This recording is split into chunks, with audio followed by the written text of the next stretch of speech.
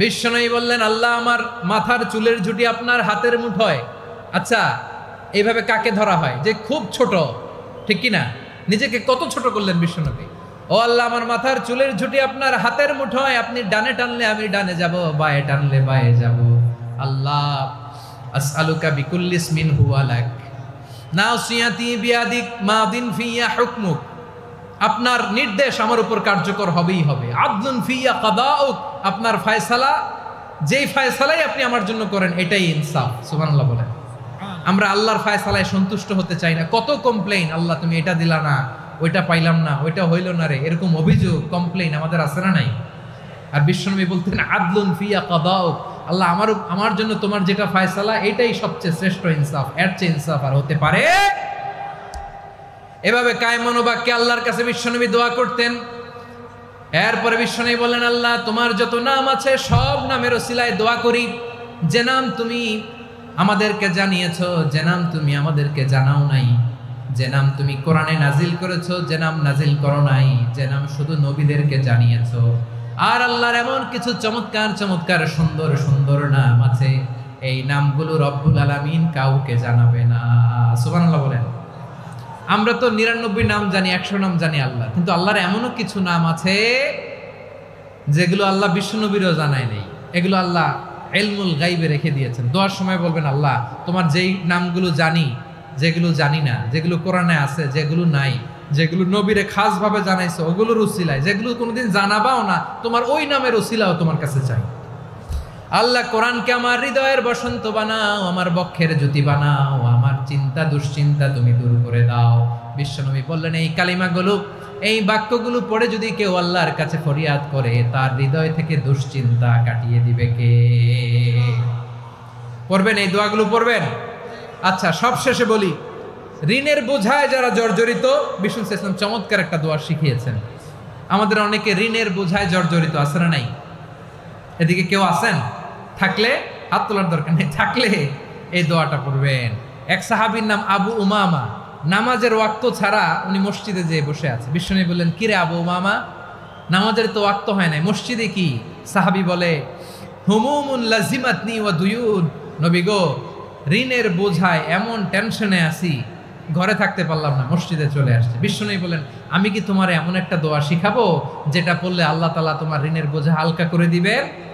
আবু উমামা বললেন, ইয়া রাসূলুল্লাহ, অবশ্যই শিখাবেন। বিশ্বনবী বললেন, তাহলে তুমি পড়বা, আল্লাহুম্মা ইন্নী আউযু বিকা মিনাল হাম্মি ওয়াল হাযান ওয়া আউযু বিকা মিনাল জুবনি ওয়াল বুখল ওয়া আউযু বিকা মিন গালাবাতিদ দাইনি ওয়া কাহরির রিজাল। ও আল্লাহ, তোমার কাছ থেকে দুশ্চিন্তা থেকে পানাহ চাই, কৃপণতা, ভীরুতা, অলসতা, কার্পণ্যতা, এই সব কিছু থেকে, মানুষের কঠোরতা, আমার উপর মানুষের আধিপত্য এবং ঋণের বোঝা থেকে পানাহ চাই। এই দোয়াটা যখন বিশ্বনবী শিখাই দিলেন, আবু উমামা বারবার এই দোয়া পড়ে, আল্লাহুম্মা ইন্নী আউযু বিকা মিনাল হাম্মি ওয়াল হাযান ওয়া আউযু বিকা মিনাল আজজি ওয়াল কাসাল ওয়া আউযু বিকা মিনাল জুবনি ওয়াল বুখল ওয়া আউযু বিকা মিন গালাবাতিদ দাইনি ওয়া কাহরির রিজাল। আবু উমামা বলে, এই দোয়া আমি পড়তে লাগলাম আর পড়তে লাগলাম, কিছুদিন পরে দেখা গেল বিশ্বনবীর শেখানো এই দোয়ার বদৌলতে আল্লাহ তাআলা আমার সব ঋণ পরিশোধের ব্যবস্থা করে দিয়েছেন। পড়বেন পড়বেন। আমার প্রিয় পটুয়াখালীর ভাইরা, বিশ্বনবীর জামাতা সাইয়্যিদিনা আলী রাদিয়াল্লাহু তাআলা আনহুর কাছে এক লোক এসে বলে, হে আলী, ঋণের বোঝায় আমি জর্জরিত, আমার কিছু অর্থ দিয়ে সাহায্য করো। সাইয়্যিদিনা আলী রাদিয়াল্লাহু তাআলা আনহু বললেন, আমি কি তোমারে এমন একটা দোয়া শিখাবো যেটা বিশ্বনবী আমাদের শিখিয়েছেন? এই দোয়া যদি তুমি পড়ো, লাউ কানা আলাইকা মিসলু জাবালিন কাবীরিন দাইনান আদাল্লাহু আনকা, পাহাড় পরিমাণও যদি ঋণের বোঝা হয়, আল্লাহ এটা পরিশোধের ব্যবস্থা করে দিবেন। ছোট্ট একটা দোয়া বিশ্বনবী শিখালেন, বললেন তুমি পড়বা, আল্লাহুম্মা কফিনি বিহালালিকা আন হারামিকা ওয়া আগনিনি বিফাদলিকা আম্মান সিওয়াক। মুখস্থ আছে? হ্যাঁ আছে। আল্লাহুম্মা কফিনি বিহালালিকা আন হারামিক, আল্লাহ তোমার হালাল দিয়ে আমাকে পরিতুষ্ট করো, হারাম থেকে বাঁচিয়ে রাখো, আর তোমার অনুগ্রহে মানুষের মুখাপেক্ষী যেন আমি না হই, আমি যেন সবসময় তোমার মুখাপেক্ষী হয়, ওই তৌফিক দিও। সুবহানাল্লাহ পড়েন। এই দোয়া বেশি বেশি পড়লে ঋণের বোঝা হালকা করে দিবে কে? তাহলে প্রিয় ভাইয়েরা, বিপদে পড়লেই প্রথমে কি পড়বেন? পটুয়াখালী ভুইলা গেছে, বিপদে পড়লেই প্রথমে ইন্না লিল্লাহ কি বলে নিজেকে আল্লাহর কাছে সঁপে দিতে হয়? হাসবুনাল্লাহ। চরম বিপদে দেয়ালে পিঠ থেকে গেছে, তখন লা ইলাহা ইল্লা আনতা সুবহানাকা ইন্নী কুনতু মিনাজ জালিমিন। এরপরে লা ইলাহা ইল্লাল্লাহুল আযীমুল হালিম, এই দোয়া। আকস্মিক বিপদ, হঠাৎ যেন কোনো বিপদ আমাকে পেয়ে না বসে, এটার জন্য বিসমিল্লাহিল্লাযী লা ইয়াদুররু মা ইসমিহি শাইউন ফিল আরদি ওয়ালা ফিস সামাই ওয়া হুয়াস সামিউল আলিম। সকালে 3 বার, রাতে 3 বার। আর মারাত্মক tension, hyper tension, anxiety, depression থেকে বাঁচার জন্য 2 দোয়া, ইয়া হাইয়্যু ইয়া কাইয়্যুম, ইয়া হাইয়্যু ইয়া কাইয়্যুম, মনে থাকবে? আর আল্লাহুম্মা ইন্নী আবদুক, এই দোয়া। ঋণ থেকে বাঁচার জন্য 2 দোয়া, আল্লাহুম্মা ইন্নী আউযু বিকা মিনাল হাম্মি ওয়াল হাযান, এটা। আর আল্লাহুম্মা কফিনি বিহালালিকা আন হারামিকা ওয়া আগনিনি বিফাদলিকা আম্মান সিওয়াক। আর সব সময় পড়ার জন্য একটা আমল দিয়ে যাই, উঠতে বসতে, অফিসে যাচ্ছেন, অফিস থেকে ফিরতেছেন, বসে আছেন, শুয়ে আছেন, ছোট্ট এক শব্দে আমরা যেন বেশি বেশি পড়ি আস্তাগফিরুল্লাহ। আওয়াজ করে আমার সাথে পড়ুন আস্তাগফিরুল্লাহ, আবার পড়ুন আস্তাগফিরুল্লাহ। আল্লাহ রাসূল সাল্লাল্লাহু আলাইহি ওয়াসাল্লাম বলেন, মান লাজিমাল ইস্তিগফার, যে সব সময় এরকম ইস্তিগফারের সাথে লেগে থাকে, জাআলাল্লাহু লাহু মিন কুল্লি যিকিন মাখরাজা, আল্লাহ তাআলা তাকে কোনো বিপদে আটকান না, সে জীবনে আটকাবে না। যে কোনো বিপদে আল্লাহ তার রাস্তা বের করে দিবেন, way out, you will get a way out and solution. সুবহানাল্লাহ।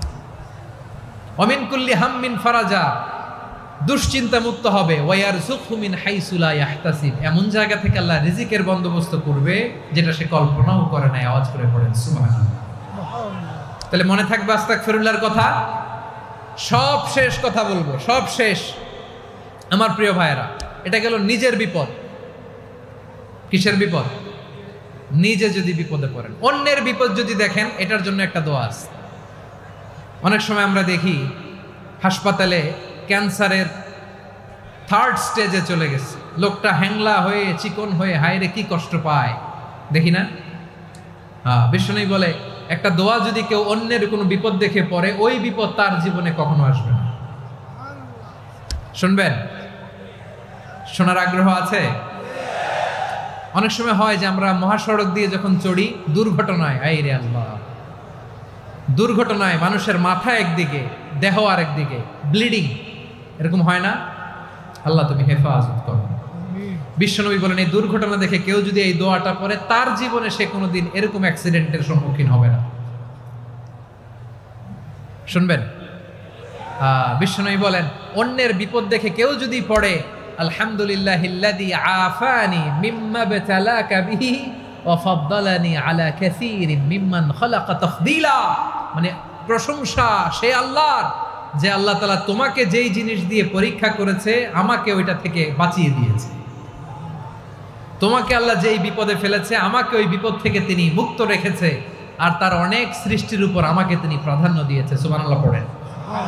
যে কোনো বিপদ, কারো ক্যান্সার দেখে যদি এই দোয়াটা আপনি বিশ্বাসের সাথে পড়েন, জীবনে কোনোদিন ক্যান্সার রোগে আক্রান্ত হবেন না। দুর্ঘটনা দেখে যদি পড়েন, ওই দুর্ঘটনা আপনাকে স্পর্শ করবে না। যে কোনো কারো বিপদ দেখে যদি কোনো বিশ্বাসী বান্দা এই দোয়া পড়ে, বিশ্বনবী বলেন, লাম ইউসিবহু যালিকাল বালা, ওই বিপদ তাকে আর ধরবে না। উফিয়া মিনহু মিন যালিকাল বালা কাইনাম মা কান, সে যতদিন হায়াত পাবে কোনোদিন ওই বিপদ তাকে স্পর্শ করবে না। এই দোয়াটা পড়তে রাজি আছেন আমার প্রিয় ভাইরা? তাহলে পুরো আলোচনার সেন্ট্রাল থিম হচ্ছে, আমাদের জীবনে বিপদ আসবে, কষ্ট আসবে, দুঃখ আসবে, কিন্তু বিপদে আপদে আমরা হাল ছেড়ে দিব না, হতাশ হব না। মুমিন হতাশ হয় না, নিরাশ হয় না, হাল ছেড়ে দেয় না। মুমিন ভরসা রাখে একজনের উপর। আওয়াজ করে বলুন, যিনি কে? বিপদে পড়লে আমাদেরকে উদ্ধার করে কে? আবার আমাদেরকে যদি কোনো নেয়ামত আল্লাহ দিতে চান, ওইটা কেড়ে নেওয়ার ক্ষমতা কারো আছে? তাহলে আমরা কানেক্টিভিটি বাড়াবো কার সাথে? আমাদের প্রার্থনার ফরিয়াদের হাত তুলবো কার কাছে? রাজি আছেন পটুয়াখালীর ভাইয়েরা? মনে থাকবে কথাগুলো? আল্লাহ তাআলা আমাদের সবাইকে কথাগুলো বোঝার ও আমল করার তৌফিক দান করুন।